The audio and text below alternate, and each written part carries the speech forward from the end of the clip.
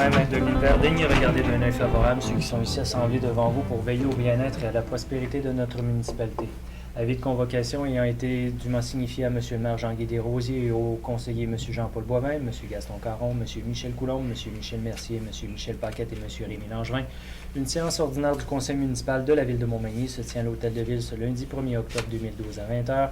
Le projet d'ordre du jour suivant est proposé suivant à l'ajout de l'objet 2012-340.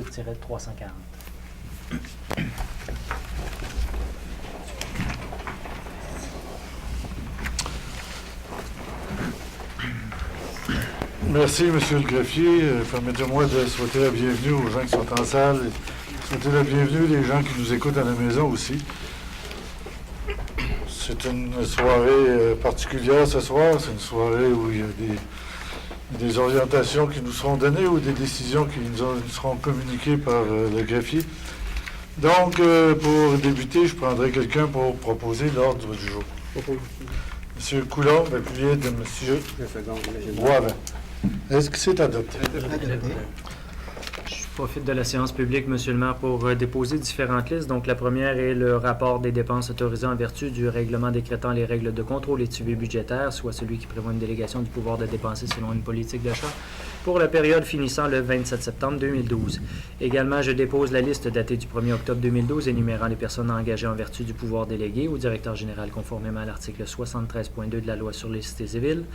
Également, je dépose le certificat des personnes habiles à voter sur le règlement numéro 1106 décrétant une dépense et un emprunt de 4 650 000 $ pour l'exécution de travaux de construction et d'aménagement d'une bibliothèque municipale à Montmagny, lequel certificat indique 535 signatures qui ont été apposées dans le cadre de la période d'enregistrement s'étant tenue aujourd'hui de 9h à 19h.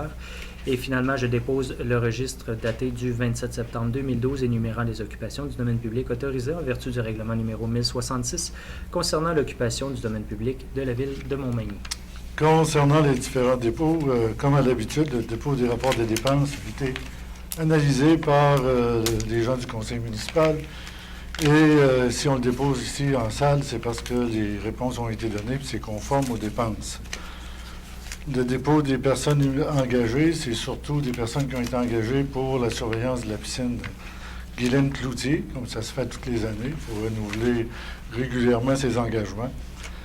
Pour ce qui est du dépôt du certificat des personnes habiles à voter sur un règlement d'emprunt de 4 650 000 qu'on a toujours dit qu'il était amplement suffisant pour réaliser le projet de bibliothèque, ce qu'on peut appeler une bibliothèque, mais ce qu'aujourd'hui on appelle plus une maison de la culture. La seule raison pourquoi on appelle ça une bibliothèque, c'est parce que lorsqu'on dépose une demande de subvention au ministère de la Culture, si on appelle ça une maison de la culture, on n'est pas subventionnable. Si on appelle ça une bibliothèque, on peut être subventionné parce qu'il y a des programmes récurrents année après année pour la construction des bibliothèques. Et le fait qu'on ait retardé un petit peu le projet, ça a même avantagé la municipalité parce qu'avant, on avait le droit à 802 ou 803 mètres. Maintenant, on avait le droit à 903 mètres, à 2600 pièces du mètre. Donc, c'est 50 de cela. On divise ça par deux, puis ça donne un montant de la subvention de presque 1,8 million du gouvernement du Québec. Et la deuxième raison, c'est que, personnellement, je suis un peu déçu des résultats. 535, j'aurais espéré avoir en bas de 500 parce que je pense que dans les 30 dernières années, c'est le projet le plus constructif, le plus nécessaire au développement des années futures de la ville de Montmagny.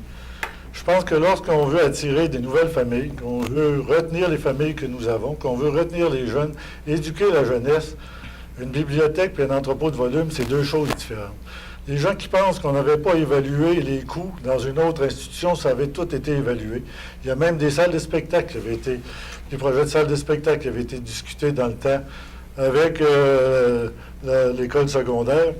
Et ça ne pouvait pas changer beaucoup la configuration qu'on a actuelle de la bibliothèque et des services que nous recevons, parce que le personnel ne travaille pas pour la ville, travaille pour la commission scolaire ou pour l'établissement. Deuxièmement, ils ont des contraintes. On ne peut l'ouvrir le dimanche. Il y a certains soirs qu'on ne peut avoir de service. Et elle est fermée durant un mois, durant la période estivale, et difficilement accessible. Donc, c'est des raisons qui ont motivé depuis 6 ans le conseil municipal actuel. On travaille depuis 2006.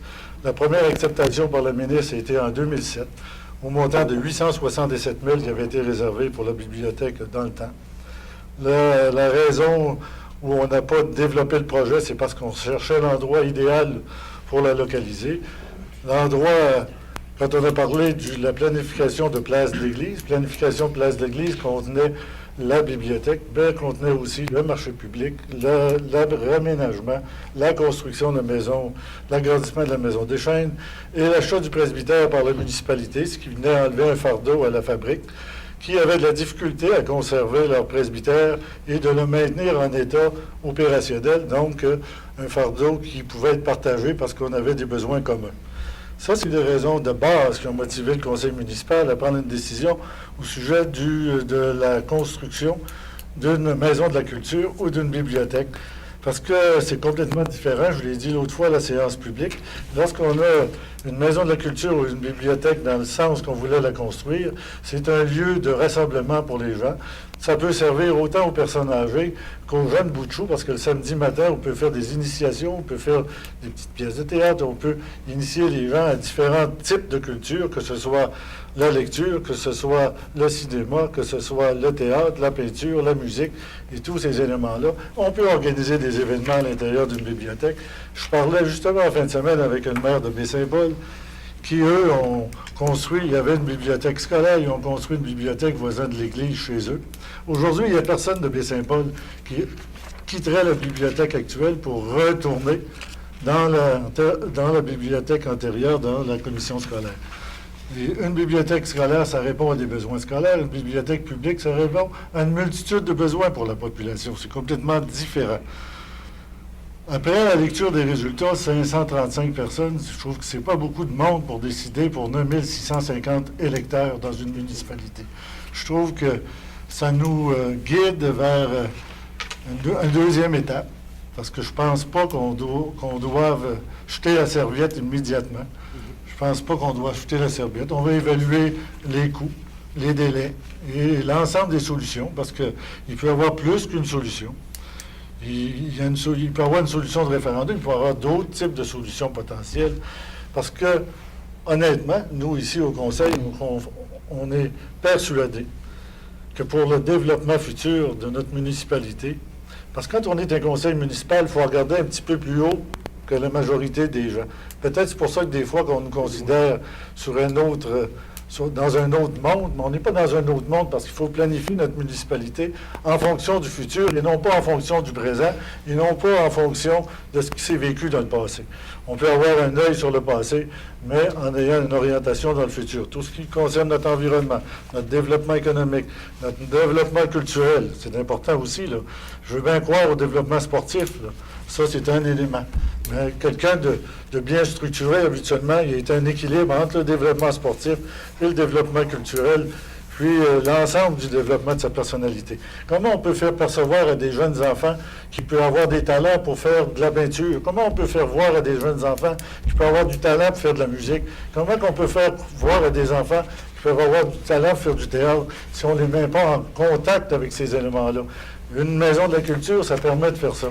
Ça permet d'animer aussi des groupes de personnes âgées. Ça permet aussi d'animer des personnes âgées au niveau de l'utilisation de l'informatique. Des jeunes bouts de chou au niveau de l'utilisation de l'informatique.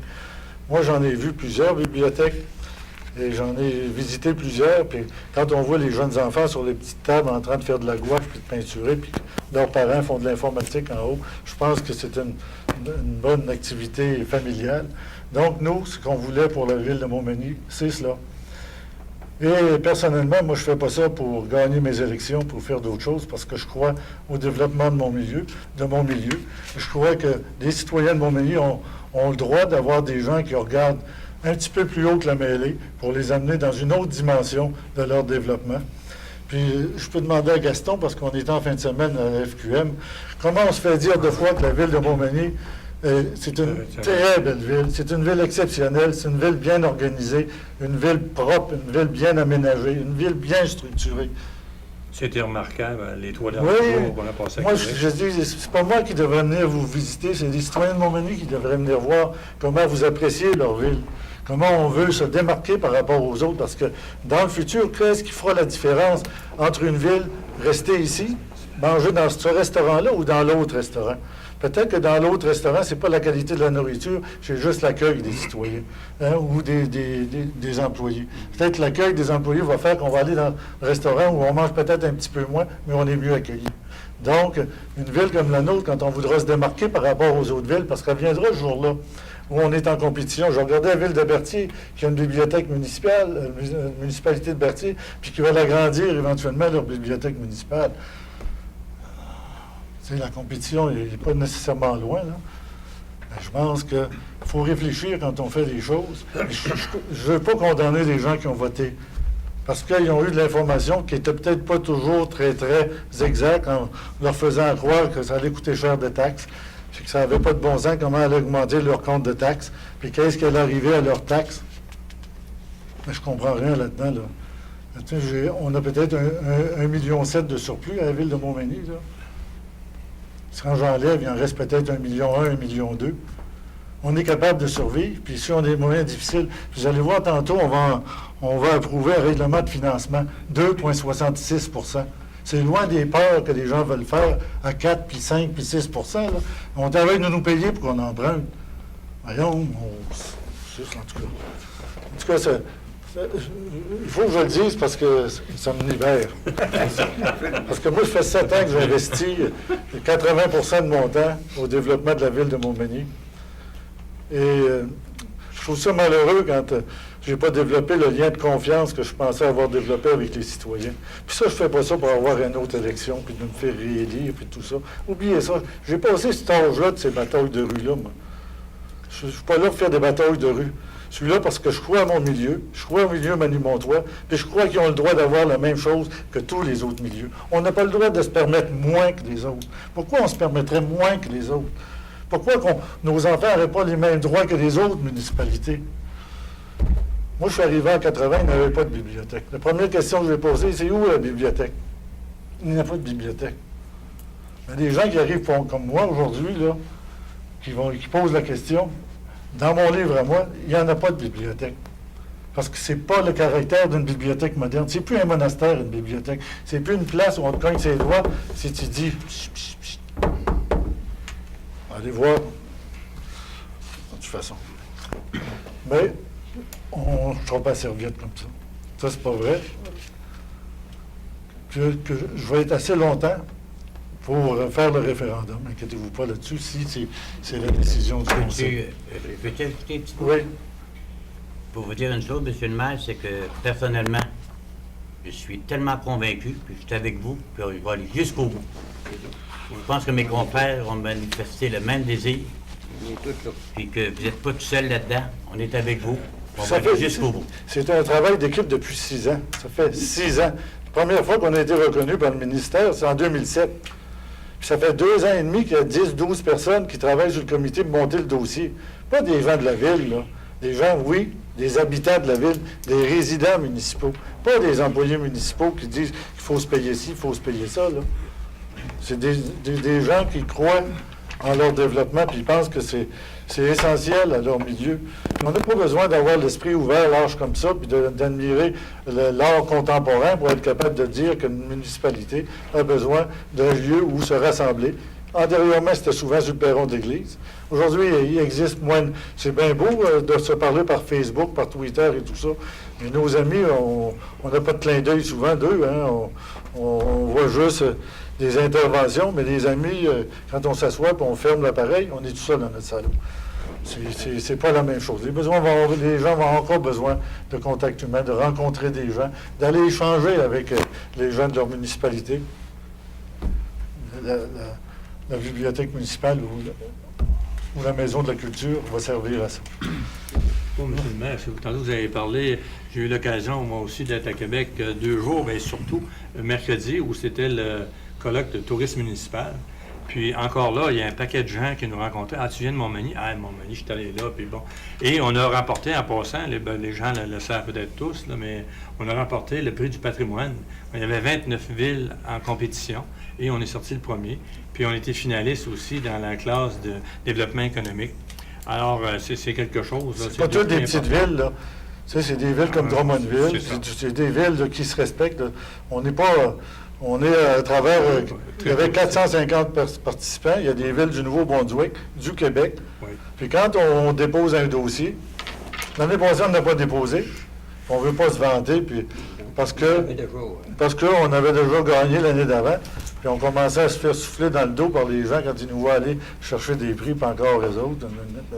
Fait qu'on a dit, garde, on va être quiet cette année, on va laisser la chance à tout le monde de gagner. On se présentera l'année prochaine. On s'est présenté. On a été finaliste dans deux catégories, puis on a remporté une catégorie, puis il y a 3 finalistes par catégorie, puis on est une 50aine de villes au Québec. Donc, oui, c'est exactement ça, puis c'est des commentaires qu'on entend régulièrement. Non, j'ai fini mon petit laïus, c'est parce que j'ai besoin de m'exprimer. Puis, je suis déçu, oui. Je suis déçu parce que j'ai investi beaucoup d'énergie. On peut être déçu quand on investit beaucoup d'énergie. Quand on travaille pendant 7 ans pour améliorer le milieu, leur donner des nouveaux outils, leur donner tout ce qu'on a pu leur donner, puis leur compte de texte n'a pas augmenté tant que ça, là. Il n'a pas augmenté moins que la majorité des villes, puis moins que le coût de la vie. Il y a eu des terrains de tennis neufs. Il y a eu des terrains de soccer neufs. Il y a eu 6,5 millions qui ont été investis dans 4 rues. Mais aujourd'hui, tout ce que vous voyez, c'est de l'asphalte neuf. Puis ça ne donne pas grand-chose à la population, mais il faut le faire. Il faut entretenir nos infrastructures. Mais quand on veut donner une infrastructure de développement à des citoyens, qui coûte moins que remplacer de la tuyauterie en dessous d'une surface bétonnée, parce qu'il y avait des subventions.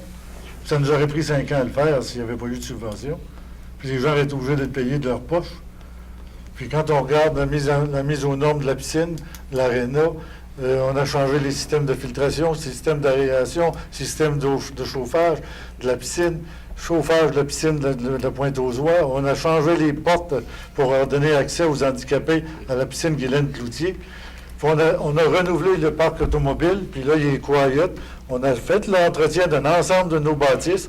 Vous avez une ville en excellent état, puis vous n'avez pas payé plus cher de taxes qu'ailleurs. Mais seulement le travail a été planifié. Le travail n'a pas été fait de façon sporadique, dire on va faire ça aujourd'hui, puis on va faire ça demain, puis on va faire ça demain. Puis on ne faisait pas par rapport à des quartiers politiques. On le faisait par rapport aux besoins de la municipalité. Pas par rapport qu'il faut en faire dans le 1, il faut en faire dans le 2, il faut en faire un petit peu dans le 3, un petit peu dans le 4, faire plaisir à tout le monde. Non, pas du tout, jamais. Ça a toujours été fait, planifié. Puis de la planification, il y en a pour le circuit des 3 ponts. J'aimerais ça vous montrer celle-là qu'on a pour le boulevard, parce qu'éventuellement, dans 10 ans ou 15 ans, peut-être vous allez le voir comme ça. Mais ici, on ne planifie pas à long terme. Puis si on ne se donne pas une visuelle, puis qu'est-ce qu'on veut faire dans notre ville? Ben, tout le monde va bâtir à peu près n'importe comment, puis après, il va falloir les faire déménager. Non, il faut se faire un plan de base. À partir du plan de base, on le montre aux citoyens, puis on dit, regardez ça. C'est ça qu'on veut faire avec votre boulevard. Mais ça, on le fera à mesure de nos moyens, à mesure de votre capacité de payer, parce que ça coûtera peut-être 10 à 15 millions, mais si jamais il arrive un programme qui en paye les 3 quarts, hein, on a ça dans notre cahier, boum, on envoie ça au gouvernement, puis on est prêt à embarquer dans le projet. Puis c'est comme ça qu'on gère une municipalité. Puis je pense que la municipalité a toujours été gérée de cette façon-là. Je veux juste dire aux citoyens, ayez confiance. Nous, on est des payeurs de taxes aussi. On n'est pas ici pour dilapider les fonds publics, puis de mettre les citoyens dans le trouble. Mais quand on fait un projet, on sait qu'il est qu'il est sécurisé, puis il a été sécurisé auparavant. Laissez-vous pas dire n'importe quoi, puis croire n'importe qui. Parce qu'on peut vous faire des peurs, vous faire des chimères, vous mettre des squelettes dans votre garde-robe, vous dire que s'il y a des dangers exceptionnels, faites attention à ça. Vous verrez peut-être à long terme que... j'espère que vous avez cru les bons, mais j'en veux pas aux gens qui ont voté, parce qu'il y a des gens qui sont craintifs, qui ont peur de leur compte de taxes, puis si on prend cet argument-là, oui, c'est facile, des fois, dans certains cas, de convaincre une certaine partie de clientèle. Oui, c'est facile de les convaincre, puis de leur faire peur qu'éventuellement, ils ne seront pas capables. Puis la plupart, une grande partie de ceux-là, ne payent même pas de taxes. Ils n'en ont pas besoin. Eux, ils n'avaient pas eu besoin. Les autres qui suivent n'en ont pas besoin nécessairement. Là. Pas besoin de ça. On n'avait pas, nous autres. Oui, mais ça a peut-être changé un petit peu le monde, là. Tu sais, il y a des gens, moi, je me rappelle, quand je suis arrivé ici, mon épouse a opéré pendant 10 ans la bibliothèque des jeunes, puis là, j'en vois des jeunes qui sont contre une bibliothèque aujourd'hui, qui venaient chercher des volumes dans le temps. Peut-être que s'il n'y avait pas eu la bibliothèque des jeunes pour les alimenter au niveau culturel, peut-être qu'il n'aurait pas fait 2 bacs, peut-être qu'il aurait lâché l'école à 17 ans. Tu sais, je me dis, peut-être qu'on en a sauvé 4-5 de même, qui ont décidé de poursuivre leurs études parce qu'ils ont vu d'autres choses que si on n'aime pas le hockey, puis on n'aime pas le soccer, puis on n'aime pas le baseball, on est dans le trouble, là. On aime quoi? On va aimer quoi, là? Ah, j'arrête. J'arrête parce que je pourrais en parler toute la soirée. Puis j'en parle... je suis émotif un peu, mais on a raison d'être émotif quand ça fait 7 ans de notre vie qu'on investit pour des citoyens. On a raison d'être émotif. Je pense, Je M. le maire, suis prêt à laisser ma place à je tout pense le que vous monde. avez fait une bonne rétrospective, puis je vous applaudis.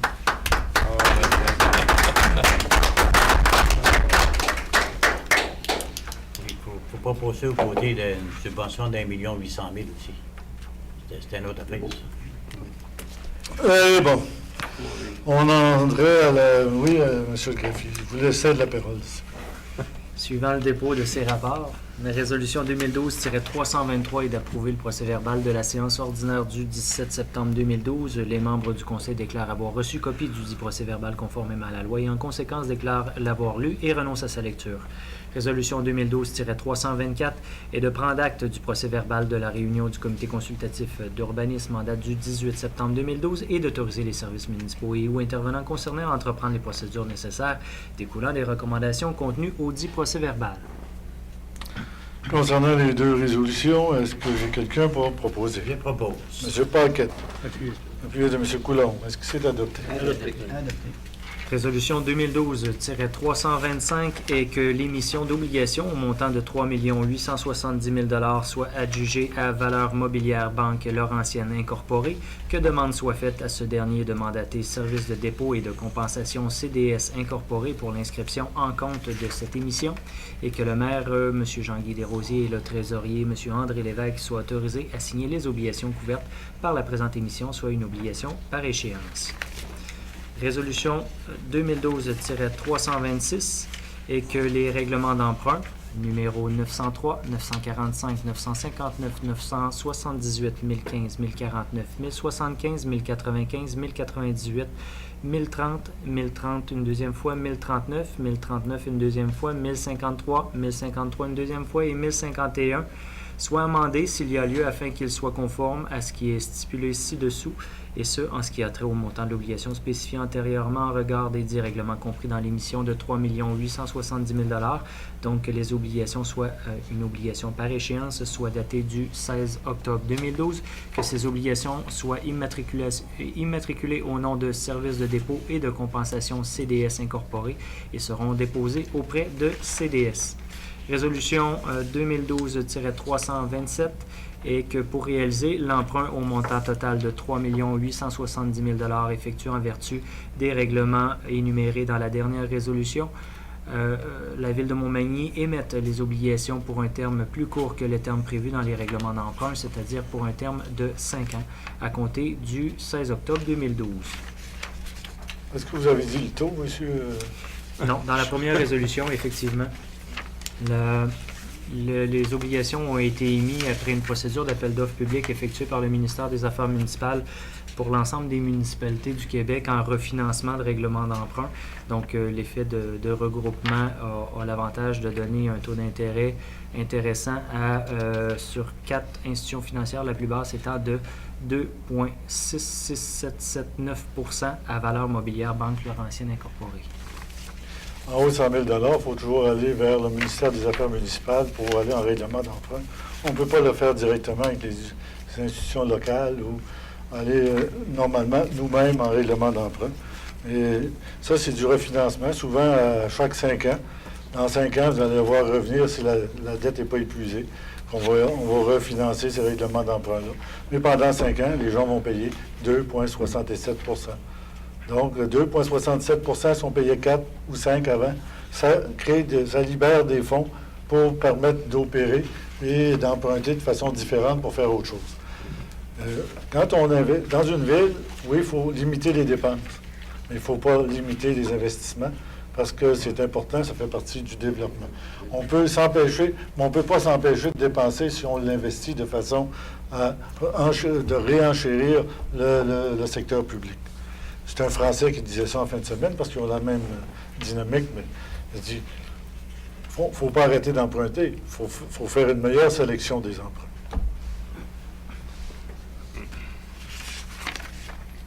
Pour ces 3 résolutions, je prendrai un proposeur. Bonjour, M. le maire. M. Boivin, J'appuie. appuyé de M. Caron. Est-ce que c'est adopté? Adopté.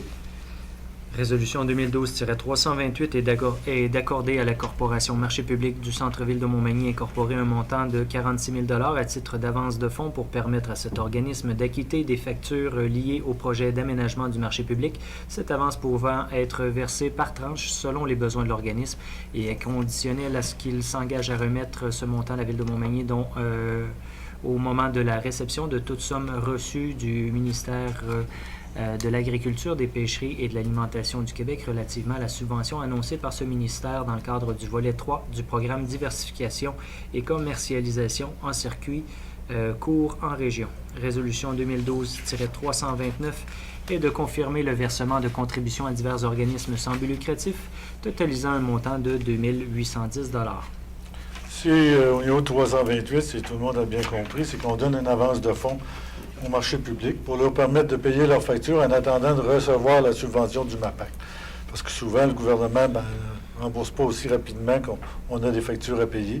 Donc, à ce moment-là, ça leur permet d'être capable d'acquitter leurs factures. Et là, ils vont recevoir la subvention, ils vont remettre intégralement l'avance de fonds à la municipalité. C'est pour permettre aussi aux organismes de pouvoir fonctionner, parce que si on ne faisait pas ça, on viendrait les étrangler à départ.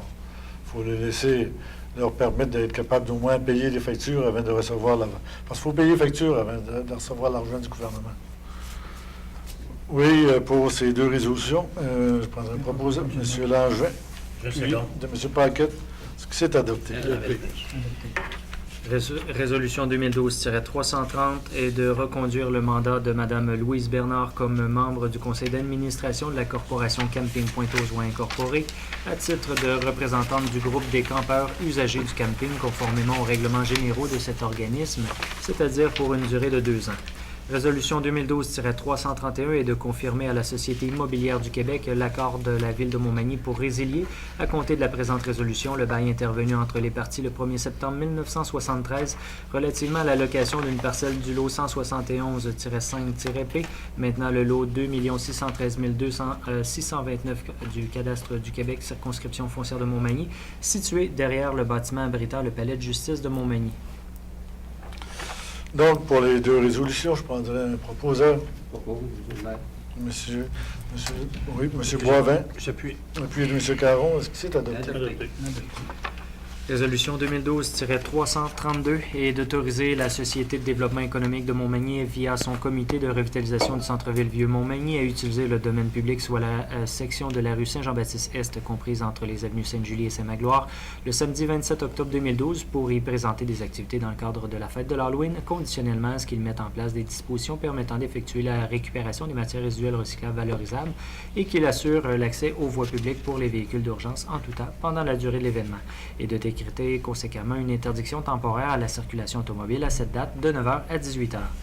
Résolution 2012-333 est d'autoriser la Légion royale canadienne filiale 150 Bernatchez de la 6e et le 6e régiment d'artillerie de campagne du Canada à utiliser le réseau routier de la ville de Montmagny le dimanche 11 novembre 2012 pour la tenue d'un défilé dans le cadre des célébrations du Jour du souvenir. Et résolution 2012-334 est d'appuyer la candidature déposée par l'organisme Carrefour Jeunesse Emploi de la MRC de Montmagny afin d'accueillir à Montmagny en 2013 le colloque national sur la migration des jeunes intitulé « Place aux jeunes en région ». Concernant les 3 résolutions, peut-être 334, on appuie parce que je pense que c'est important. En février, on recevra les fleurons du Québec. Et en septembre 2014, on va recevoir un congrès de villes et villages en santé de 250 à 300 personnes. Puis ça, il faut aller vendre ça à l'extérieur quand on veut retenir si on veut avoir chez nous des congrès, il faut rencontrer les gens qui administrent ces différents dossiers-là, puis être capable de vendre notre municipalité, puis d'avoir les attraits nécessaires et les attirer chez nous. Puis c'est quand même important pour le développement. On appelle ça du tourisme d'affaires. Tourisme d'affaires très payant pour une municipalité. 300 personnes dans votre municipalité pendant 4-5 jours, je pense que c'est très important pour ceux qui opèrent commerce. et pour la dynamique économique. Je voulais juste le dire en passant parce que les gens pensent que ça arrive tout seul. Ils nous appellent pour offrir le service, pour venir s'installer à Montmagny, faire le congrès à Montmagny. Non, ça ne fonctionne pas du tout comme ça. Il faut que tu ailles te montrer à bête pendant 4-5 ans pour être capable de réussir à avoir des congrès de la sorte, puis connaître des gens qui travaillent au niveau des conseils d'administration. Je vais juste un peu expliquer le contexte d'un conseil municipal vis-à-vis du développement de leur municipalité. Pour les 3 résolutions, je prendrai un proposeur. Je propose, M. le maire. M. Paquette, appuyé de Seconde. M. Mercier. C'est adopté. Adopté. Résolution 2012-335 est d'approuver le plan d'implantation et d'intégration architecturale soumis par la Société immobilière du Québec visant l'installation d'un affichage temporaire au 134 rue Saint-Jean-Baptiste-Est à Montmagny, où sera provisoirement localisé le Palais de justice pendant les travaux majeurs de rénovation du Palais de justice actuel situé sur la rue du Palais de justice. Le dit plan s'avérant après analyse de la part du Comité consultatif d'urbanisme conforme aux critères et objectifs prévus au règlement numéro 915. Résolution 2012-336 et d'approuver le plan d'implantation et d'intégration architecturale soumis par l'organisme Les Arts de la Seine de Montmagny Incorporé visant l'installation d'une enseigne permettant d'annoncer le cinéma qu'il exploite dans le bâtiment situé au 111 rue Saint-Jean-Baptiste-Est à Montmagny. Le dit plan s'avérant après analyse de la part du Comité consultatif d'urbanisme conforme aux critères et objectifs prévus au règlement numéro 915. Résolution 2012-337 et d'approuver le plan d'implantation et d'intégration architecturale soumis par M. Jean-Marc Bernier visant le remplacement des garde-corps de la galerie de son bâtiment situé au 58 à 62 avenue Lagare à Montmagny. Le dit plan s'avérant après analyse de la part du Comité consultatif d'urbanisme conforme aux critères et objectifs prévus au règlement numéro 915. Et finalement, résolution 2012-338 et de recommander à la Commission de la protection du territoire agricole du Québec d'acquiescer aux demandes de Les Concassés du Cap incorporés et conséquemment d'autoriser, d'une part, le renouvellement de l'autorisation numéro 327759 consentie par la CPTAQ le 30 janvier 2003 permettant l'utilisation à des fins autres que l'agriculture, soit pour l'exploitation d'une gravière sablière incluant des activités occasionnelles de concassage de matériaux granulaires, à même une partie des lots 723, 731, 734 et 738 du cadastre officiel de la paroisse de Saint-Thomas, maintenant le lot 3 059 868 du cadastre du Québec, également comme chemin d'accès pour communiquer du site d'exploitation jusqu'au chemin du Golfe. En outre, pour permettre aussi le renouvellement de la portée de la décision du tribunal administratif du Québec rendue le 4 juillet 2003 et finalement pour l'utilisation à une fin autre que l'agriculture d'une superficie de 0,82 hectares à même le lot 3 059 868. Pour les 4 résolutions, je prendrai quelqu'un pour proposer. Je propose. Monsieur Mercier. Je secondé, M. le maire. Monsieur Langevin, est-ce que c'est adopté? Adopté. Résolution 2012-339 est de proclamer la semaine du 7 au 13 octobre 2012, semaine de la prévention des incendies 2012 à Montmagny et d'inciter les citoyens à préparer et tester un plan d'évacuation familiale en cas d'incendie et à vérifier régulièrement leurs avertisseurs de fumée afin de s'assurer qu'ils fonctionnent bien en tout temps. Résolution 2012-340 et d'autoriser l'organisme Les Cadets de l'Air Escadron 853 Lyon de Montmagny à tenir son activité annuelle de financement, stop payant, de 9h à 16h à l'une des journées suivantes, selon les conditions climatiques, soit le 13 octobre 2012 ou en cas de pluie le 14 octobre 2012 aux intersections suivantes, avenue Sainte-Brigitte-Sud et rue Saint-Jean-Baptiste, deuxième intersection celle de avenue Sainte-Brigitte-Nord et rue Thomas-Morel, la troisième intersection rue Saint-Louis, avenue de la Fabrique et finalement rue Jean-Guyon et avenue du Quai. Pour les 2 résolutions, je prendrai un proposeur. Je propose, M. le maire. M. Caron, Je second. puis de M. Boivin. Est-ce que c'est adopté? Adopté. Vous savez que la semaine de la prévention des incendies, notre service incendie organise toujours certaines activités. Ça fait que j'inviterai le chef des incendies, M. Yves Chailly, à venir vous informer qu'est-ce que va renfermer cette semaine-là du 7 au 13 octobre 2012. M. Chailly. Merci, M. le maire, M. le conseiller, et mon nom, M. Michaud. Bonsoir tout le monde à la maison. Comme mentionné plus tôt, la semaine de prévention est du 7 au 13 octobre pour parler de notre thème de cette année qui est notre plan d'évacuation locale. depuis plusieurs années, l'accent a été mis sur les avertisseurs de fumée. Ça ne veut pas dire que le combat est gagné, que tout le monde a maintenant l'avertisseur fonctionnel. Il est toujours important de rappeler que cet outil sauve des vies. Il faut donc l'entretenir, changer les piles, le remplacer après 10 ans et l'installer au bon endroit. Pour revenir à notre thème qui est le plan d'évacuation, si on donne une définition à ce thème, c'est un dessin de chaque étage de votre maison destiné à faciliter l'évacuation des occupants en cas d'incendie ou d'urgence. En sachant d'avance par où et comment évacuer, vous mettez ici toutes les chances de votre côté pour sortir de votre maison. Ça contient quoi sur un plan d'évacuation? Ça contient des sorties de secours, des trajets pour se rendre aux sorties de secours, le point de rassemblement à l'extérieur, ce qui est très important, le point de rassemblement à l'extérieur, parce que c'est là que vous allez être capable de savoir si tout est fermé les sorties. Fait que, déjà, si les pompiers arrivent, vous allez avoir déjà une pression de moins sur les épaules à savoir où est votre gens, où sont vos gens. Qu'est-ce qui est important aussi de mentionner, c'est l'emplacement des avertisseurs de fumée, des détecteurs de moitié de carbone et aussi des inspecteurs portatifs. Comment le faire, votre plan d'évacuation? Si vous allez sur le site du ministère, vous avez déjà une feuille quadrillée qui peut servir à votre plan. Et vous pouvez en prendre une, naturellement, chez vous. Qu'est-ce qui est important aussi, lorsque vous faites votre plan d'évacuation, c'est de faire participer tous les membres de la famille. Tous les membres étant impliqués, mais ils vont mieux comprendre et le mettre en place lorsque le temps sera venu un jour, en espérant que non. Vous devez dessiner les murs extérieurs et intérieurs de votre demeure en indiquant où sont les fenêtres et les portes qui peuvent servir de sortie de secours. Il faut toujours mettre 2 trajets possibles. On ne sait jamais si vous mettez juste un trajet et que vous arrivez dans la fumée, il va vous prendre une deuxième sortie pour être sûr d'être secouru. Il faut indiquer notre plan de rassemblement à l'extérieur, notre point de rassemblement, à l'extérieur. Et autant que possible, de ne pas traverser les rues, naturellement. Et de toujours être disponible pour les pompiers lorsqu'ils arrivent, naturellement, pour nous donner les détails qui vont nous aider à faire notre intervention. Il faut que vous pensiez aussi à planifier l'évacuation des bébés, des enfants de moins de 12 ans. Car il est très important de savoir que les enfants à cet âge-là n'entendent pas les avertisseurs de fumée durant la nuit. Ils dorment très profondément. Qu'est-ce qui aide à réveiller un enfant, un bébé, c'est la voix du père, la voix de la mère, parce qu'eux autres, ils sont habitués à entendre cette voix-là, c'est ça qui va les réveiller. Il faut aussi penser à planifier l'évacuation des personnes âgées ou handicapées. Comment joindre le 911? Si vous évacuez, bien, rendu à l'extérieur, comment vous allez faire pour joindre le 911?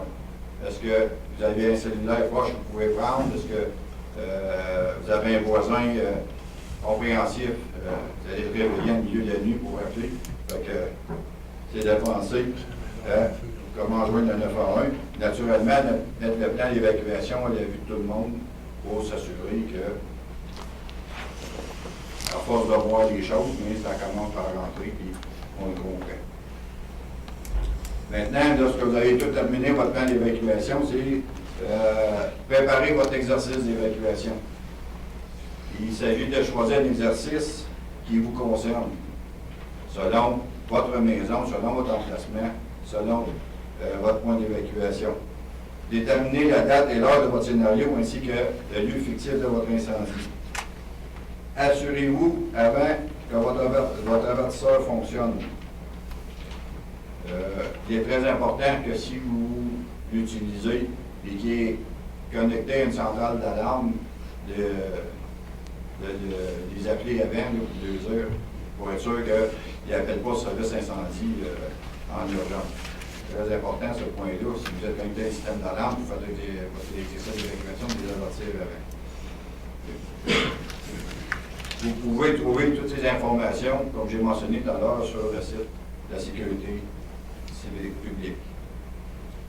Pour vous aider à préparer et à planifier votre intervention, il va y avoir une activité qui va être faite partout à grandeur du Québec qui s'appelle la Grande Évacuation. Le service d'incendie et protection d'incendie de Montmagny va passer dans les rues mercredi le 10 octobre avec le système des avertisseurs, le gyrophare, tout pour vous sensibiliser à pratiquer votre plan d'évacuation, qui est très important en cas de besoin. Pour terminer, lorsque vous avez terminé votre plan d'évacuation et vous l'avez pratiqué, de faire une rétrospective pour s'assurer que ça a bien fonctionné. Donc, on pourrait mentionner qu'avec un détecteur de fonction, un bon plan d'évacuation, on met toutes les chances de notre côté. Au niveau de la semaine de prévention, les activités de service incendie. Plusieurs activités sont commencées déjà depuis le début septembre, qui vont se terminer jusqu'à la fin octobre. Tout ce qui est les évacuations au niveau des écoles, CPE, industrielles, institutionnelles. On ne peut pas tout faire ça dans une semaine, fait qu'on met ça sur 2 mois. L'autre point important qu'on a mis en place déjà 3-4 ans, c'est le concours pompiers-pompières d'un jour. C'est une activité qui est un succès année après année. De voir les visages des enfants lorsqu'ils sont gagnants, qu'ils sont nommés, qui viennent passer une journée avec nous autres, là, ça vaut beaucoup. Fait que, les élèves de première et 6e année, un par école, va gagner et venir passer une journée avec les pompiers. Pour ce faire, ils doivent compléter un questionnaire avec leurs parents qui leur sera remis par le service d'incendie aux écoles. Les activités prévues lorsque les enfants viennent à la caserne ou la journée au complet, il y a la visite de l'hôtel de ville, rencontre avec M. le maire, visite de la caserne des camions, dîner au restaurant, démonstration incendie avec le camion échelle, simulation d'incendie. Ils n'ont pas le temps de s'ennuyer. Et jeudi et vendredi soir, Eux non plus. il va y avoir de 18 à 21 heures dans la semaine de prévention un kiosque au Galerie de Montmagny, où les pompiers seront présents pour répondre à vos questions ainsi que recevoir vos commentaires. Pour terminer, je profite de l'occasion pour inviter les gens à ramener leur cheminée avant les gros froids d'hiver. Très important. Selon les statistiques, c'est souvent des feux majeurs suite à un feu de cheminée. Ceux qui ont un système d'alarme relié à une centrale, de bien connaître leur fonctionnement pour éviter les alarmes non fondées. Très important. Pour rajouter, c'est nouveau des statistiques, cette année, on est rendu à 33-34% de nos appels, ce qui est un coût énorme pour une ville. J'ajouterais que ceux qui ont un chauffage au propane, d'installer un détecteur de gaz à monoxyde de carbone, ainsi, et d'ajouter ceux qui chauffent au bois, de mettre aussi ce système qui peut sauver aussi des vies. Fait que, si vous avez des questions, n'hésitez pas à appeler le service d'incendie. Ils vont faire un plaisir de répondre à vos interrogations. Fait que, merci beaucoup et soyez sécuritaires. C'est nous qui vous remercions, M. Choyer. Je pense que c'est important, le service d'incendie. La prévention, c'est important, puis la planification, c'est important.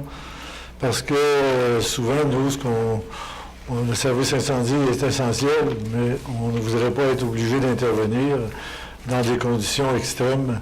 Et quand on voit l'activité des pompiers pour informer les citoyens, visiter les citoyens, leur donner des façons d'opérer, je vous remercie beaucoup parce que c'est peut-être une façon demain qu'on aura sauvé une vie ou plusieurs vies, et c'est de cette façon-là, je pense que c'est beaucoup plus payant, ce salaire-là est beaucoup plus important que de se pratiquer à éteindre un incendie quand c'est une réalité. C'est mieux quand on pratique.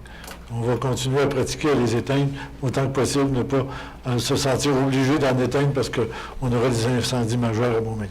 Merci beaucoup pour votre service, puis j'invite tout le monde à participer aux différentes activités durant la semaine, la semaine du 7 au 13 octobre. Partout où vous allez passer dans les rues, vous allez être au centre d'achat et tout ça. Et gênez-vous pas, appelez le service incendie. Ils seront en mesure de vous donner les réponses aux questions que vous vous posez. Merci beaucoup. Pour enchérir avec vous, M. le maire, depuis plusieurs années, suite aux lois mises par le gouvernement, selon les statistiques, il y a la moitié moins de décès suite au feu de résidence. Et au niveau des pertes par habitant aussi, ça a baissé de 50% dans les 3-4 dernières années. La prévention fait beaucoup là-dedans. Oui. M'en donner l'occasion. Merci beaucoup. On en serait rendu à la période des questions. S'il y avait des questions, oui. Vous vous présentez au lutrin, vous donnez votre nom et votre adresse et vous adressez votre question. Mon nom, excusez, mon nom est Réal Poulin, 500 je fais du golf. Je suis ouvert ici ce soir parce que nous autres, les fins du golf, probablement, on est des éternels oubliés. Encore une fois, on arrêté à 4 de l'autre côté du golf, de l'entrée du golf. Ça fait que je ne sais pas s'il faut acheter des bâtons, mais un sac de golf pour avoir de la stade. On n'a pas Internet haute vitesse non plus. On n'a pas le câble non plus. Ça fait que moi, je voudrais savoir si on fait partie de la ville de Montmagny. Si on ne fait pas partie de la ville de Montmagny, pourquoi qu'on paye ces taxes-là? On paye des taxes en ville. Parce qu'on est tout le temps là, en dehors de tout ça. Ça fait que je vous pose la question. Ouais. S'il y a moyen de... Pour ce qui est du câble et d'Internet, la Ville n'a pas de responsabilité là-dessus. Ça, je suis bien en mesure de vous répondre là-dessus. Influence avec TELUS ou n'importe quoi. Non, mais je corrige. Comme vous, diffuseur, d'arriver et de dire, ben si tu passes le câble à une place, ben faut que tu passes à la grandeur de la ville. Non? Non. Malheureusement, le câble est passé, ça fait une multitude d'années, là, ça fait plusieurs années. Ouais. Puis souvent, ils ont comme une norme de base, là, 15 citoyens au kilomètre, puis quand ils sont en ça, de cette quantité-là, mais on peut toujours nous envoyer une demande. Même on le reconnaît parce qu'on est à peu près Non. citoyen d'un kilomètre. Non, mais vous allez sûrement l'avoir, mais peut-être de façon différente que de l'avoir par câble ou de cette façon. De façon différente, sans parce qu'il faut tout le temps payer plus. Je vais acheter un boutard pour 300$ de 3 ans. Là, ça me prend une antenne extérieure de 300$ encore. C'est ça que je vous dis, moi. À un moment donné, là, on dit, tu es toujours exclu. Tout ce qu'on... À cause qu'on est une basse population. Non, ça... À un moment donné, on va faire le savoir. C'est sensiblement la même chose dans l'ouest du boulevard Taché, dans des secteurs juste au périmètre de la municipalité. Mais tout ce qu'on peut faire, on peut écrire à Cogeco, leur demander d'offrir le service, si possible, dans votre secteur. Ça, on peut faire une pression, mais je ne vous dis pas d'emblée que la réponse va être positive. Je ne voudrais pas vous compter des blagues non plus. Ce que je veux dire, moi, dans le fond, il mange juste le plus gros du plomb. La balance, les grenouilles, il est là. Les grenouilles, ben, c'est nous autres. Non, mais ça fait quand même plusieurs années que le chemin du golf, il y avait besoin d'être... On le fait par secteur, par le budget qu'on possède. Souvent, on arrête parce que on a fait une partie vers la Normandie. Vous me parliez tantôt que vous aviez un surplus budgétaire d'1 million, je ne sais pas trop quoi. À un moment donné, là. Oui, mais... Ça n'aurait pas pu arriver, on va lui fermer la trappe, on va lui en mettre un, je pense que c'est qui est capable de passer un pédale-là, monsieur, il a besoin d'avoir... Je dois vous dire honnêtement, si je voulais répondre à tous les besoins des citoyens au niveau de l'asphalte et du revêtement, 1 million, je n'aurais pas assez. Là. Ça m'en prendrait beaucoup plus que ça. On essaie de planifier de plus intense. On a fait plus qu'il s'en est fait dans les années antérieures. Monsieur le maire, vous parlez de Oui, mais les autres, là, je l'ai pris en note, votre cas. On va regarder pour... Ça ne sera sûrement pas cet automne, mais on regardera pour l'an prochain. Ça se terminera pas cet automne. En même temps, vous parliez de vos infrastructures tantôt. On a une, l'autre bord, on avait une mairie ici, là. Une infrastructure est encore là, d'ailleurs. Vous n'auriez pas pu prendre les taxes de cette bâtisse-là ici, là, puis la réparer. Ça La coûtait... mairie à la place. Je vous dis, c'est une idée que vous... Oui, bon, là... Vous n'auriez pas pu faire ça. Là, on est prêt qu'une tête à chaud. Laissez-moi répondre, là, puis je vais vous répondre. Quand on a fait l'analyse de la bâtisse de l'autre côté, la rénover, on a fait la présentation. Ça coûtait 3 600 000. Ici, on achetait la bâtisse pour 800 000. On avait 1 800 000 de réparation, puis on a eu 1 300 000 en subvention gouvernementale. Ça n'a pratiquement rien coûté aux citoyens. Deuxièmement, le palais de justice que vous avez aujourd'hui, ils vont déménager là pour 3 ans. Si on n'avait pas eu cette bâtisse-là à offrir, le palais de justice n'aurait pas été rénové ici. Il n'a peut-être pas été rénové du tout. Puis Rimouski se plaint à l'heure actuelle au gouvernement pourquoi Montmagny a été réparé avant Rimouski. Donc, moi, je peux vous assurer, mon cher monsieur, il y a des gens qui ont travaillé 10 ans pour garder le palais de justice à Montmagny. Je peux vous jurer que si on n'avait pas eu ça à offrir au ministère de la Justice, à la SIC, que le 32 millions qu'on a pour réparer le palais de justice aurait été ailleurs. Puis peut-être qu'on n'aurait même plus de district judiciaire à Montmagny. Vous comprenez, monsieur le maire, là. Je comprends. Oui. Vous êtes toujours subvention, on est subventionné à 1 million, vous êtes à 3 millions, on est subventionné à 4 millions. Mais ils prennent ça où, cet argent-là? Où est-ce qu'ils prennent ça, cet argent-là? Ils prennent ça d'impôts des contribuables, c'est franchement contribuable, moi. Voilà, je ne peux pas faire le... Juste ça, non, c'est Je veux pas faire le procès du gouvernement. Non, moi, ce que je veux dire, là, c'est qu'à un moment donné, vous êtes subventionné à 10%. On se ramasse tout le temps avec des choses. On est subventionné, c'est correct, mais après ça, on a une partie à payer. Je pense que vous savez... Mes enfants, là, ils ont des maisons, ils ont des cabanes, mes enfants. À un moment donné, mes enfants, moi, je veux pas que dans 20 ans, ils essayent encore pour ici. Moi, là, en même temps, je voudrais aussi vous dire que vous êtes un très bon narrateur, vous savez vendre votre produit, je ne sais pas si vous êtes narrateur à n'importe quoi. Non, pas du tout. Ça. Mais moi, la bibliothèque, je suis complètement contre ça. Vous avez le droit. C'était une école comme l'île aux Grues, ça, qui ont fait une école d'1 million. Puis après ça, ils ont fait l'école là, 1 an, après ça. Là, monsieur, vous allez me respecter, là, avez-vous une question à poser? Oui.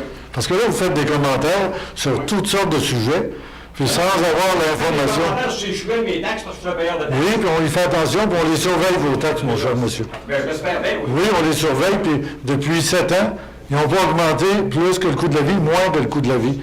Puis vérifiez à chaque année. Ça n'a jamais dépassé 2, ça a toujours été 1,60. La première année, 0. 1,75, 1,8, 1,9, 1,75. Ça a toujours été ça, les taxes. Les revenus, ça va ça va faire quoi? Oui. Quand on veut développer notre population, il faut quand même investir un peu d'argent. Vous me donneriez un chiffre sur les revenus. Ben, je pourrais vous parler de l'aréna, de la piscine, je pourrais parler de toutes les autres infrastructures. On est une ville, on doit donner des services aux citoyens. C'est ça. Je peux pas vous contredire. Vous avez sûrement raison dans ce que vous dites. Mais les enfants, je ne veux pas dans 20 ans qu'ils aient de payer le cabane. Ils vont être capables de la payer parce que le seul investissement qu'ils rapportent aujourd'hui, ça a augmenté de 54 la valeur des maisons. Ça n'a pas augmenté vos taxes de 54 La valeur de votre patrimoine a augmenté de 54 à Montmagny.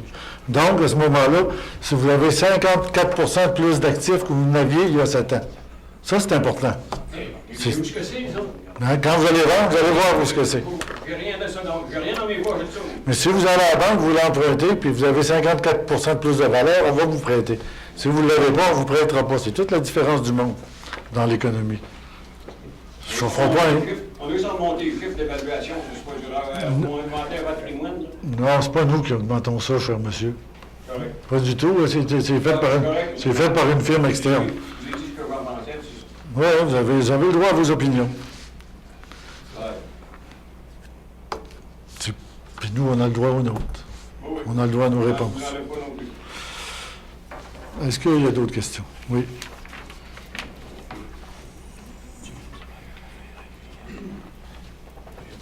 Bonsoir. Oui. Sébastien Clavet, 302 boulevard Tachouès. Alors, bonsoir, Monsieur le maire, messieurs les conseillers, Monsieur le greffier, Monsieur le directeur général. Alors, ma première question s'adresse peut-être plus à Monsieur le greffier. Je ne sais pas si vous avez une réponse. Concernant les 535 signatures, est-ce que la vérification a déjà été faite au préalable ou il y a une deuxième vérification à savoir si les gens qui ont signé, s'ils étaient tous résidents et éligibles finalement pour signer, ou il va y avoir une deuxième vérification et peut-être un risque que le chiffre baisse à ce moment-là? Je vais vous permettre de répondre, M. le greffier. C'est votre dossier, pas le mien. Oui, merci, M. le maire. Ben, enfin, on a fonctionné effectivement conformément à la loi sur les élections et référendums, puis au stade où on est à la journée d'enregistrement, donc pas au processus où on est rendu à tenir le référendum, où les gens doivent apposer, cocher oui ou non vis-à-vis la question de l'emprunt sur la bibliothèque municipale. Au moment de la journée d'enregistrement, nous, ce qu'on doit s'assurer, c'est que l'individu qui se présente pour signer dans le registre doit se présenter avec l'une des 5 cartes obligatoires que prescrit la loi. À défaut, on avait une table de vérification aussi pour attester de leur identité autrement, avec des personnes, par exemple, que la personne habile à voter se présentait et connaissait, ou en présence d'autres documents qu'un des 5 documents prescrits par la loi. Donc, en bout de ligne, tous les éléments par la loi ont été suivis pour s'assurer que les personnes qui ont apposé une signature dans le registre soient des personnes autorisées à ce stade-là, à cette étape-là du processus d'adoption du règlement d'emprunt.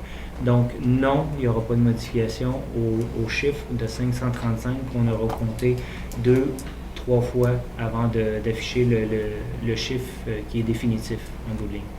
D'accord, ça répond bien à ma question, merci. Très bien. Ma deuxième question s'adresse au Conseil. Tantôt, vous avez parlé qu'il y aurait peut-être d'autres options. Vu le chiffre de 535, maintenant, la loi donne une option à la Ville, soit d'aller en référendum ou soit de retirer son règlement d'emprunt. Est-ce qu'une décision a déjà été prise ou j'ai cru entendre tout à l'heure que vous aviez... Non, parce qu'avec le nombre, on considère que 535 signatures sur 9659 voteurs, ça ne représente pas la totalité de la population. Nous, ce qu'on va analyser, c'est les coûts d'un référendum, parce qu'on sait qu'un référendum, c'est des coûts additionnels pour le citoyen. Assurément, c'est des coûts additionnels. Mais on va analyser la situation parce que, oui, la façon de consulter de façon négative, la façon dont on consulte de façon négative, et si on pense que de façon positive, il y a plus de gens positifs que négatifs, c'est une analyse qu'on doit faire avec les gens du Conseil. On va analyser l'échéancier, on va analyser les coûts, puis on va analyser si c'est la seule option qui nous est offerte, parce que peut-être qu'il y aurait peut-être d'autres options qui seraient d'un changement de refinancement ou d'autres choses, ou d'autres alternatives.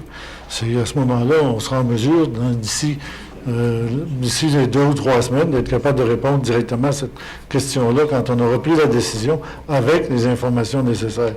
On ne peut pas prendre une décision de façon aléatoire juste parce qu'émotivement, on voudrait aller tout de suite.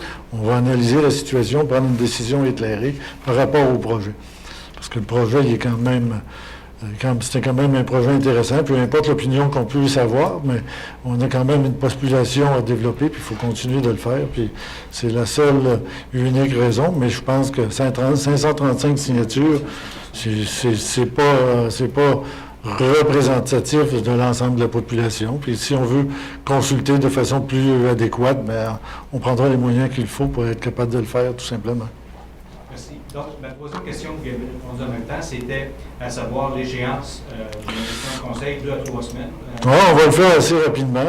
Il y a des séances publiques qui sont prévues, puis je pense bien que quand on va le faire dans une séance publique télévisée, pour pas qu'on se fasse dire par les citoyens qu'on essaie de faire les choses quand il n'y a personne dans la salle. Là. On va essayer de le faire publiquement. On n'a jamais rien caché. On n'a rien à cacher. On est des citoyens comme vous. Tout ce qu'on essaie de faire, c'est d'essayer de bien gérer le bien public, tout simplement. Mais ça prend quelqu'un pour le gérer, puis là, c'est nous qui devons le faire. Puis quand on prend des décisions, on ne fait pas toujours des heureux. On est très conscient de ça qu'en politique, de temps en temps, on a fait des gens qui sont malheureux parce qu'on n'a pas dit oui à des demandes qu'ils faisaient. Mais ça fait partie aussi de nos obligations on est là aussi pour prendre des décisions, on est élu pour ça. Et les décisions ne sont pas toujours celles que l'ensemble des citoyens voudraient voir prendre. Des fois, ça peut arriver qu'il y a un certain pourcentage qui sont malheureux ou on a pris des décisions qui les ont frustrés et qu'ils ont des choses à nous faire savoir. Mais ça fait partie de la démocratie et on doit vivre avec ça, tout simplement. Merci. Une dernière question, si vous me permettez. À plusieurs reprises, vous avez mentionné que le projet, en fait, c'est un projet d'ensemble, c'est le projet de place d'église, qui comprend plusieurs éléments et non pas juste une bibliothèque, une maison de culture, comme vous avez dit. Dans ce projet d'ensemble-là, il y a un promoteur privé, Justice, qui est impliqué. Est-ce qu'il y a sûrement une entente entre la Ville et ce promoteur privé-là concernant l'agencement ou la réalisation du projet d'ensemble? Non, absolument pas. Le Justice avait besoin d'un terrain, puis le terrain à côté de l'Église. Eux, ils se sont entendus avec la fabrique, j'imagine? Oui. Mais il y avait d'autres paramètres, là. Et il aurait fallu qu'eux puissent acheter le presbytère. c'est qu'ils puissent développer du stationnement tout le tour. Puis nous, on avait des projets de développement dans ce secteur-là. Ça fait que c'est tout le monde a son projet par rapport à ses besoins spécifiques. Mais il n'y a pas d'avantage. C'est que vous voulez faire ressortir s'il y avait des avantages pour GES-10, faire affaire avec la ville, pas du tout. Non, Puis ma question, c'est est-ce qu'il y a une entente entre la ville et ce promoteur privé-là? C'est tout ce que je pose. Non, il y a une entente entre la ville puis la fabrique. Fabrique? D'accord. Oui, vas-y donc, On a Vernon. vendu une partie de terrain à juste 10, mais il n'y a pas d'entente. Oui, c'est parce que la configuration de la rue, oui. Parce que la rue, elle va faire ça et ça et ça, là. Elle va être en Z. Puis nous, on aurait préféré, au départ, qu'ils achètent la maison qu'il y avait sur le coin pour avoir la rue droite. Mais ça a commencé à se vendre à $250 000, puis c'était rendu presque à $350 000. Donc, les gens ne voulaient pas investir ce montant-là pour acheter la maison. On a accepté que cette rue-là soit plus en Z, parce que c'est une rue qui mène vers une école. Il y a beaucoup de petits écoliers qui voyagent dans cette rue-là. Puis auparavant, avant qu'on la fasse comme ça, là, avant, les gens, ça circulait à 50 km/h ici à côté de l'Hôtel de Ville, parce que l'entrée avait à peu près 70 pieds de large. Puis on avait toujours la crainte de prendre quelqu'un du primaire et de l'envoyer directement au secondaire parce que quelqu'un le frappe, parce que les enfants marchent pas toujours sur le trottoir, des fois fonctionnent, marchent dans le milieu de la rue, puis on voyait régulièrement des gens qui se mettaient en danger. Puis on pense que la configuration de la rue, c'est ce qu'on a accepté, d'avoir une configuration de rue en Z pour permettre de réaliser le projet. Puis on a vendu une petite pointe de terrain pour leur permettre de le réaliser. Donc, au meilleur de vos connaissances, la seule entente, c'est la vente de ce terrain-là, autrement dit. Ben, il y avait besoin de... Non, il y avait besoin... Bernard répondant. Au départ, il y a eu une entente entre les trois parties sur le projet GES 10 avec la fabrique, la ville et GES 10. Parce que la ville, à ce moment-là, dans le projet, on aménageait des stationnements à l'est du presbytère pour compenser les stationnements perdus. Donc, il y a une entente tripartite au départ. Après ça, il y a une entente de vente de terrain à GES 10 et l'entente d'achat du presbytère par la ville à la fabrique. Oui, puis d'héberger le clergé jusqu'à temps qu'il y en ait besoin. S'ils en ont besoin pendant 20 ans, on va les héberger pendant 20 ans parce qu'il n'y avait plus le moyen de soutenir le presbytère. Puis ça se fait dans beaucoup de municipalités, que les municipalités partagent des infrastructures religieuses pour être capables de permettre à ces gens-là de pouvoir continuer leur travail. Puis nous, on avait dans notre planification un marché public qui demandait des stationnements supplémentaires, parce que vous voyez durant l'été que souvent le stationnement du presbytère puis le stationnement du marché public est congestionné parce que les gens vont au marché public. Puis la bretelle qu'il y avait là devenait très dangereuse parce que, à cause du marché public, puis que les gens qui traversaient la rue, souvent les gens empruntent la bretelle, puis sans trop faire attention. Donc, il fallait reconfigurer pour rendre ça beaucoup plus sécuritaire pour l'utilisation des citoyens. Parce qu'avec cette nouvelle bâtisse-là, il y a 66 appartements, peut-être 100 personnes supplémentaires qui vont rester à l'intérieur de ça. C'est des personnes qui sont autonomes, mais qui ont à voyager. Puis il faut sécuriser le secteur parce qu'il y a beaucoup plus de piétons qu'il y en avait auparavant, parce que l'ensemble des bâtiments de GES 10, il y a peut-être 200 ou 300 personnes plus âgées qui restent dans ce secteur-là, qui utilisent les services municipaux et qui voyagent dans le secteur. Il faut sécuriser pour permettre à ces gens-là de pouvoir vivre en sécurité, puis que ce ne soit pas dangereux, parce que antérieurement, traverser la rue ici avait 70 pieds. Ça veut dire 70 pieds, quand quelqu'un a de la difficulté à se déplacer, il a le temps de passer deux autos en arrière puis une en avant qu'il soit rendu de l'autre côté. C'est tous ces éléments-là qu'on a tenu compte dans le développement du dossier. Le dernier point avant de terminer. Donc, si je comprends bien, à part l'entente de stationnement et de terrain pour GES 10, je comprends qu'il n'y a pas d'autre entente entre la ville et GES 10. Non, non. Donc, à ce moment-là, si je comprends bien, GES 10 n'a pas exigé la construction d'une bibliothèque pour réaliser son projet. Oui. Pourquoi? Justement. Essayez pas de faire croire des affaires aux gens. C'est que, Je pose une question. Oui, tu voyais des questions tendancieuses. quand on parlait de l'entente tripartite au départ, pour que le projet ait lieu, il fallait que les trois parties s'entendent. Parce qu'il fallait que la ville soit impliquée dans le phénomène du presbytère. Et puis justement, c'est que ce qui a enclenché tout ça, c'est que les gens de GES 10 nous ont présenté une façon d'aménager le presbytère où on pourra faire la bibliothèque. Et c'est ça qui a amené la ville à embarquer dans l'entente pour construire des stationnements au presbytère, parce qu'on achetait le presbytère pour faire la bibliothèque. C'est pas dire c'est obligé, c'est qu'il y a eu une discussion, puis les gens se sont entendus sur cette alternative-là. Parce que la fabrique ne voulait pas vendre le terrain, ne voulait pas perdre ses stationnements.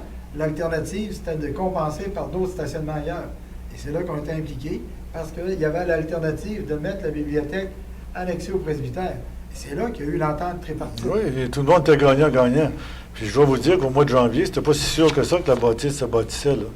Tu sais, on n'aurait pas pu faire des chiffres avant le mois de janvier parce que ça a été au mois de mars avant que la décision soit prise, parce que le projet avait commencé d'une certaine valeur, puis il avait augmenté d'1 million, puis là, les promoteurs se posaient réellement la question s'ils construisaient ou pas.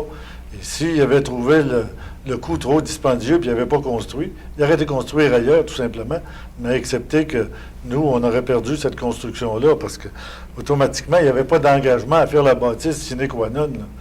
Il y avait de la facilité de la faire. Mais s'il décidait de ne pas la faire, il avait le droit de dire on ne la fait pas.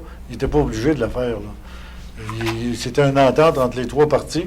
Puis finalement, ça a été au mois de mars-avril, avant que la décision soit prise, de bâtir la bâtisse dans sa forme actuelle, parce qu'ils ont modifié quelque peu la construction pour essayer de réduire les coûts, tout simplement. Et si ces bâtisses-là n'étaient pas là, bien, ces gens-là ne viendraient pas rester à Montmagny, là. Merci, messieurs. Bonsoir. C'est quand même intéressant pour la dynamique économique du milieu du centre-ville. Bon, pour ce qui est, ce que je voudrais dire comme message, comme dernier message, c'est que le 28 octobre, c'est la rencontre des nouveaux résidents. À chaque année, c'est important. On rencontre des nouveaux résidents dans laquelle journée, on les reçoit ici vers 9 h le matin. On fait un petit... On prend un café, biscottes, biscuits et ces choses-là. Et ces gens-là ont le choix entre deux circuits, un circuit patrimonial et un autre circuit qui fait le tour des installations municipales. Et par après, on se déplace au club de golf où on reçoit les nouveaux résidents, où on les présente un envers l'autre de chacun des districts. On leur présente leur conseiller de district, le conseil municipal, les employés municipaux et l'ensemble des organismes qui veulent se présenter sur les lieux pour offrir. Des fois, il y a peut-être des gens qui sont capables de faire du bénévolat, ils ont l'intention de trouver un organisme pour s'impliquer. Et tout ce qu'on souhaite, c'est d'inviter les nouveaux résidents. S'il n'y a pas quelqu'un qui donne leur nom à la municipalité, je vous invite à venir donner votre nom ici à la municipalité pour qu'on puisse vous recevoir. Puis même à chacun des nouveaux résidents, on donne une pochette qui donne des rabais à l'intérieur puis des rabais d'une très, très bonne valeur à l'intérieur des commerces manimontois pour permettre aussi de connaître qu'est-ce qu'on peut offrir comme commerce à Montmagny. Puis je pense que je suis arrivé à Montmagny en 80, on le faisait, mais pas de cette façon-là. Et ça fait peut-être depuis des années, je ne sais pas quelle année qu'on le fait. Moi, je suis arrivé en 80, puis on le faisait. Puis l'année d'après, on organisait la fête des nouveaux arrivants, parce que souvent, il y avait des nouveaux arrivants qui s'impliquaient dans l'organisation de la fête l'année suivante. Donc, tout ce qu'on veut, c'est que nous, on est prêts à vous accueillir. On est très heureux que vous restiez, vous avez choisi Montmagny comme lieu de résidence. On voudrait vous recevoir dignement et vous présenter qu'est-ce que notre ville peut vous offrir. Ça fait que je vous invite à donner votre nom et à venir nous rencontrer dimanche le 28 octobre. Je pense que c'est ça. Oui. Oui. Pour ce qui est de la levée de l'Assemblée, je prendrai un proposeur. M. Langevin. Je second. Oui, de M. Paquette. Est-ce que c'est adopté? Je vous souhaite une bonne semaine à tous. La prochaine réunion publique, c'est Le 12 novembre pour le discours du maire. le 12 novembre pour le discours sur la télévisée. Télévisé. Parce qu'il y en a d'autres qui ne seront pas télévisés Dans 2 d'ici ce semaines. temps-là. Ça fait que d'ici cette période-là, le 12 novembre, ça sera le discours sur la situation financière. Vous écouterez attentivement, c'est peut-être intéressant. OK, non, c'est bon. Et pour présentation du budget vers le 15 décembre, aux alentours du 15 décembre pour l'année 2013. Donc, ça se peut qu'on annonce notre intention d'aller, de poursuivre le dossier, que ne soit pas en assemblée publique, parce que le 12 novembre, ça fait quand même 6 semaines d'aujourd'hui, ça. La prochaine assemblée publique non télévisée est tout de même le 15 octobre, dans 2 De toute semaines. façon, si on la annonce, téléviser. si on annonce, on demandera à notre téléviseur de faire une télévisée parce qu'on ne veut pas faire ça sur une non télévisée. Nous, on n'a rien à cacher là-dedans. Là, puis on veut faire ça tout à fait à livre ouvert. Ça fait qu'on demandera à ce moment-là Le 12 octobre, qui a dit? 12 Non, novembre, la- on la- a une... La prochaine, La prochaine, c'est au mois de 12 octobre. c'est quoi la prochaine publique, monsieur? Le 15 octobre. Le 15 octobre. Lundi le 15 Puis octobre. il y en a un autre à la fin d'octobre, Non, ça ira au au début Il de y en a novembre. une le 29, non le 22 télévisé au octobre. début novembre. Il y en a une le 22 aussi, le public.